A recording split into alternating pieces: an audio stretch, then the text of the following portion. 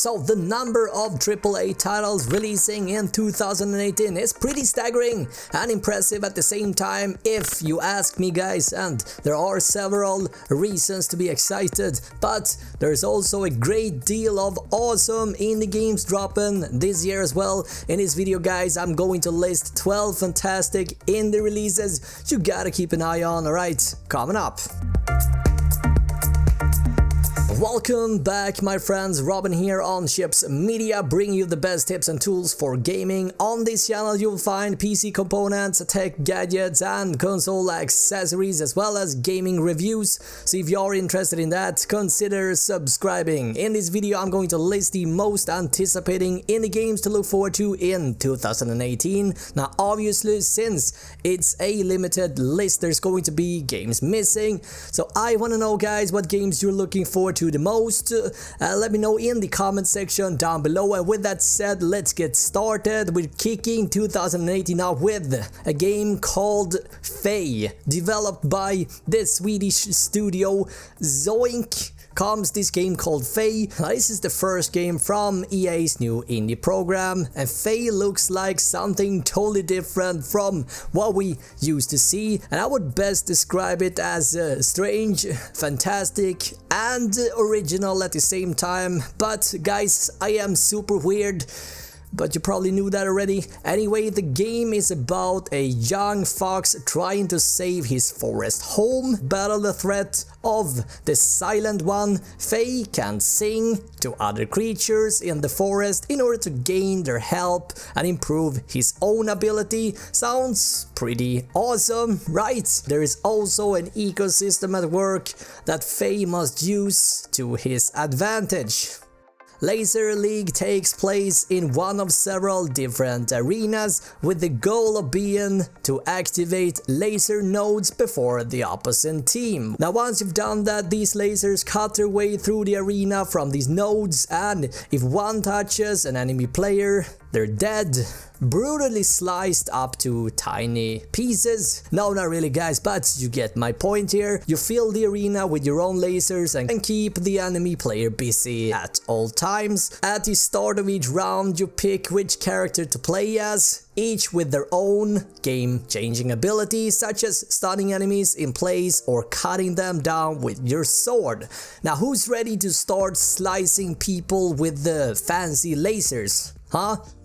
Moving on to number 3, we got They Are Billions. You take charge of the last remaining human colonies in a world overrun by, believe it or not, the dead. You have to build and keep your defenses tight, manage supplies and push back the relentless onslaught before humanity becomes extinct. It's starting out like a standard RTS in which you must construct buildings, recruit units, gather research and venture into the fog of war in search for more of the latter. But They Are Billions quickly adds a tower defense element into the mix. Every so often a vast horde of zombies arrived on the edge of the map and makes it for your settlement, crashing into it like a tidal wave of rotting flesh. Guys, this is beautiful stuff, I'm telling you. Let us know if you bought the game. It is early access after all, and also let us know your initial thoughts.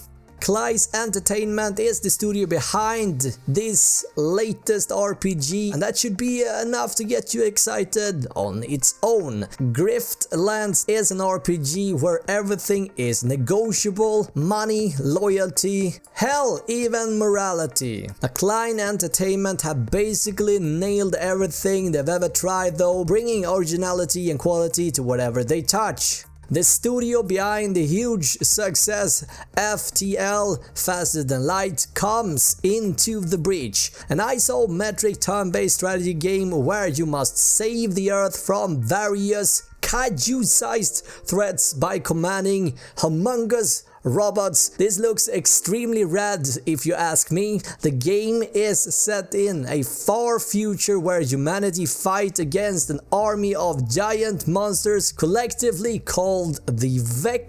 To combat and defeat them, the player controls soldiers that operate giant mechs that can be equipped with a variety of weapons, armor and other equipment. Originally titled Prolly for the Gods, the developer were forced to change the name due to pressure from Bethesda. This is because the game was originally slated to release during May of last year, more specifically the May 5th. Then the game was unfortunately pushed into 2018. The character will start off her journey on a frozen island without any equipment whatsoever, wherein she must find items to survive dynamically generated weather and climb onto massive bosses in order to defeat them. Player will track giants on the island and find ways to climb them in order to defeat them using weapons they find on the island to approach these giants, whoever they choose. Now this is one of few indie titles I simply cannot wait for.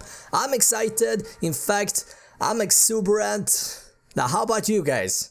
From Julian Gollop, creator of the original XCOM, Phoenix Point is very much a sequel. Now this is a turn-based tactical game where you take on aliens that looks like crabs in a way. Now if you're familiar to the XCOM games, you will have a good understanding what to expect here, though this time the developer also introduced a host of new ideas. For example, return fire and humongous boss fights. Now who's ready to start blowing up aliens? Frostpunk is a steampunk city builder in which, unlike most other city builders, you have to learn to thrive in a frozen wasteland. While you're figuring out how to expand your base and become the greatest, you will be faced with dark choices as you're keeping tabs on your civilians and growing the infrastructure. Rumors are talking about moral dilemmas you will face in order to survive this rather frosty climate. Guys, I got my Russian woolen cap on. You know what?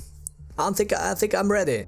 Moving on, we got Warhammer Vermintide 2. Now set in the Warhammer fantasy fictional universe, players battle cooperatively against the Chaos Army and a race of rat men known as Skaven. The game features 5 different characters to play as, each with a unique set of skills and abilities. Each character has 3 hero careers. After players complete missions, they receive rewards through a randomized loot system. Now guys, if you played the previous title, you know the drill. For the rest of you, without giving any spoilers away, it's a lot of hack and slash. It's fun. In fact, together with a couple of friends, it's fantastic.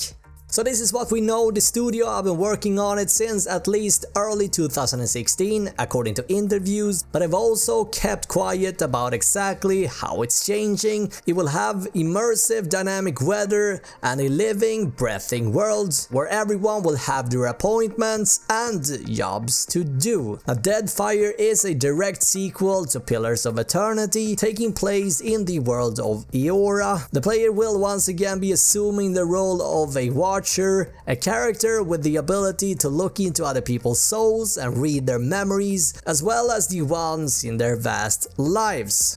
The brilliant, inventive and pad-crunchingly challenging Ori and the Blind Forest was one of 2015's very best games. Now, I want to know from you guys, on a scale from 1 to 66, what would you rate Ori and the Blind Forest? Let me know in the comments below. Anyway, in this sequel, Ori returns for another go through the hostile forest. Players assume control of Ori and Zane, the light and ice of the forest spirit tree. To progress in the game, players are tasked to move between platforms and solve puzzles. You guys have seen this before. The game features a system called soul links, which allow players to save at will, and an upgrade system that gives players the ability to strengthen Ori's skills. The game world unfolds to the player in the fashion of a Metrovania, with new abilities allowing the player to access previous inaccessible areas.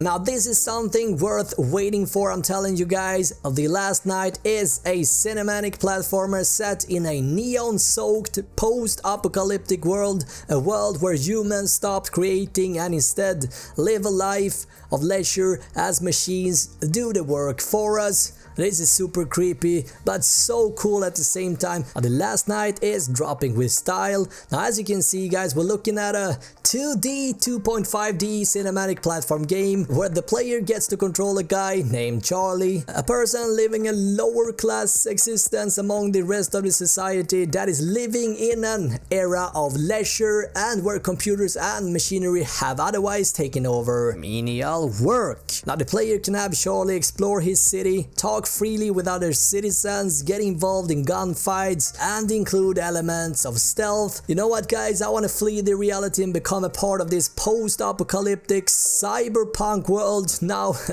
who's ready to join me? Now question guys, what indie game are you looking forward to the most in 2018? Let me know in the comments below. Now on this channel I cover a variety of gaming related peripherals, tech, console and PC components such as headsets, headphones, mics, monitors and so on. Recently I listed the best budget gaming mice as well as the best mechanical gaming keyboards. Links to those videos can be found down below. With that said, who am I to talk about this? Well, first off, I've been a gamer since I can remember. I'm a tech junkie. I also worked in the gaming peripheral scene in the past, and on top of that I also built and overclocked computers for 12 years, and I've been a content creator for 3. Now there is a ton of videos just around the corner for you guys if you're looking for the best budget monitor, headset, keyboard, headphones, mousepad and even more. Consider subscribing. Also don't forget to tap the bell icon so that you don't miss out on any uploads on my end. Thank you so much for watching this video. My name is Robin on Ships Media. Until next time guys, have an awesome day. Alright, bye.